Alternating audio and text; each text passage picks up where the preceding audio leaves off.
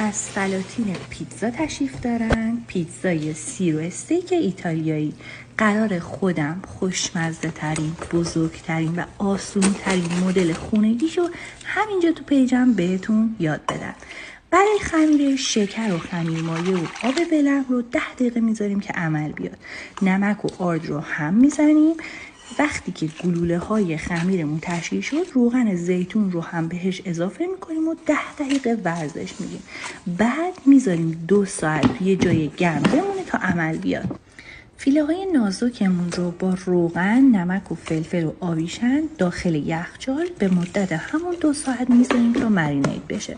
خمیرمون رو بعد از 2 ساعت روی کفی که بهش آرد زدیم بازش میکنیم، روی ظرفمون منتقل میکنیم و با یه پارچه نمدار میذاریم 20 دقیقه بمونه.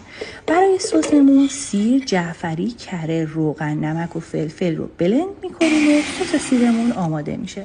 خب از این سس سیر خیلی سخاوتمندانه روی خمیرتون بزنید. بعد پنیر پیتزا رو اضافه کنید. استیک ها رو خیلی فشرده کنار هم بچینید چون آب میشه بعدن.